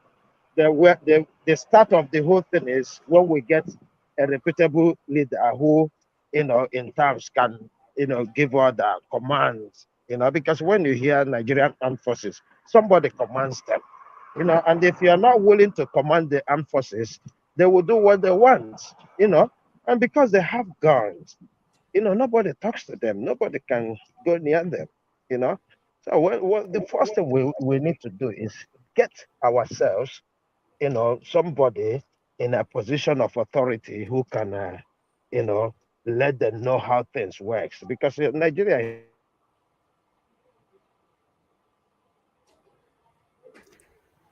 Mr. Chooks, I think we've lost you. If you can hear me, we can hear you. Can you hear me now? Yes, sir. Hello? Yes, sir. Please go ahead. Okay. So, like I was saying, Nigeria is just like a ship without a shepherd, you know, because nobody is giving authority, nobody is following anybody. The whole thing starts. Okay, we lost Mr. Chooks right there. Thank you to everyone that has participated in Mr. Chooks. Thank you to everyone that has participated in today's broadcast. Really, really do appreciate. Do not forget that. Can I quickly just say something, please? Sorry, Mr. Mori. No, Mr. Akim. Oh, Mr. Kim. Okay, Mr. Kim, just a minute. Do All not right. forget that the chat happens Monday, Wednesday, and Friday. This we bring where this is a roundtable discussion, and also the chat gives opportunity to gives a voice to the voiceless. So if you have anything you'd like for us to bring to the notice of authorities, please reach out to us on our various social media handles where we would take it up. But don't forget, you have to come correct. You have to come with documents. You have to come with pictures, videos. You have to come with facts. Or you also be willing to come out here and say what it is that you want to say. And also, you need to even come along with facts because, I mean, whatever information we get has to be verified. That's Niger Watch has said over and over and over again. So please don't just say you sent something and nobody's attending to it. You need to send it alongside hardcore evidences. So thank you, Mr. Hakim. Very Thank briefly, you. please. Thank you very much. I just want to say congratulations to yourself for the program. I never knew it was a new program. I just thought maybe it's one of the appearances. I just want to say congratulations. It is well deserved. And I'll try my utmost best to join you. What time, from what time to what time is it on? 1 p.m. to 3 p.m. Nigerian time. Okay, yeah. And is it just going to be related to just political issues or alone, or you could do religious and cultural issues as well? No, and it cuts across all boards, not on one thing. All right. Yeah. Once again, congratulations, and it is well deserved. And I will try my best to try and support you on this journey. Thank you very much. Thank you very much, Mr. Hakim. Thank you very much for that. Mr. Chooks, please wrap up. Okay, thank you for this great opportunity. Giving us another platform to try to reach our government. It's a wonderful opportunity, and more grease to your elbow. And we will keep trying to support you because the more we support you, the more our voices are heard. Thank you. Thank you very much, sir. Thank you. All right, Brother Nice, you came in to share the grace. So, Brother Nice, just go ahead and share the grace. Let's go home. Yeah, thank you so very much. I just came in. I don't know what is the topic all about. So, can you recap, please? Okay, I'll try to do that in 1 minute. This is the chart. Okay, you just heard me say that to the other man. We're talking about so this journalist referred someone to go to the police station closest to her, which is a police station situated at Badagry, and she got there a domestic violence victim. She got there all battered, and the policemen would the first thing they asked of her after she had laid a complaint was money for them to buy a book for to write statement. Then they asked her money for the charge card. They went on ahead to ask her money for fuel to go and pick up the person. They asked her to drop money for the office. Now, people are reacting to that post. They're saying that is what they do. When you have a problem, you have to buy paper for statement, you have to buy pen, you have to fill the account. And if your case involves some form of investigation, you have to pay for investigation. Now people are saying the government does not provide that. Do you expect them to use their own money? Do you expect them to trek? They don't have money in their vehicle. They usually would contribute their own money. So you see, they have to make their money back, and some are justifying it. Well, it is still a problem for some. So like I've asked every other person here, have you while you were in Nigeria, ever had police problem? I don't know who would justify that kind of things. You understand? Anybody who justify that kind of things, that means he does not know what police represent. You understand? Because if he should go and read what police represent, So police is there to work for the people. That is that. If you have issues, police are the one that have to pick it up. You understand? So I don't see any reason why somebody would justify police giving an excuse of not able to do their service or not able to do what they're supposed to do.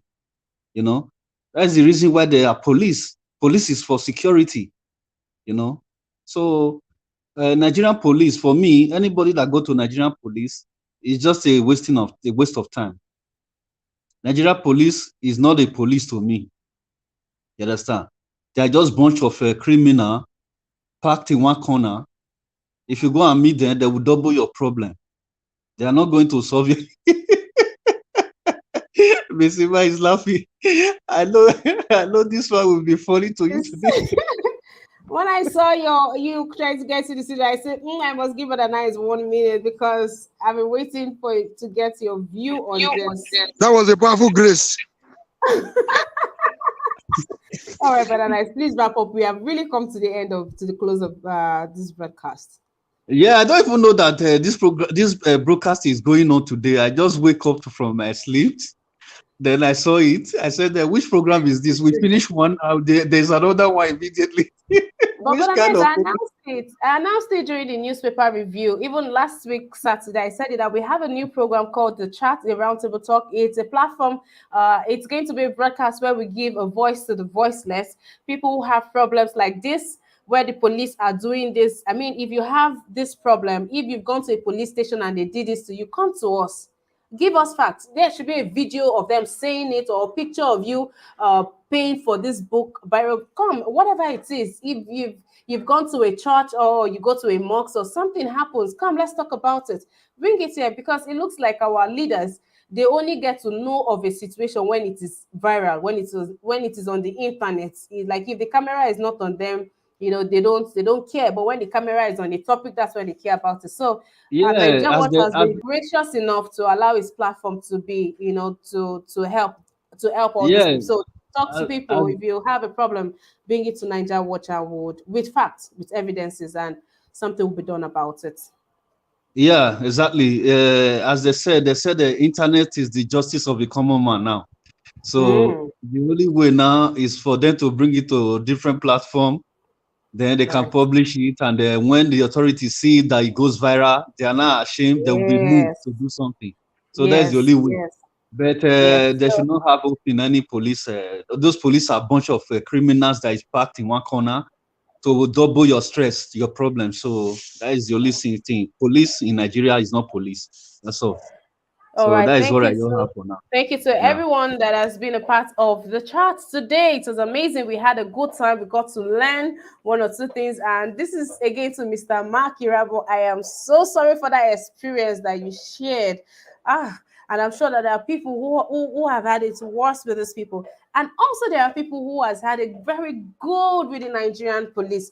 We are saluting and we are celebrating. Also, if someone has done something, an officer has done something, that notable, also bring it to us. We would like to commend, would like to say thank you to the ones that are standing strong and standing well and representing the country well. Yes, we would like to celebrate them too.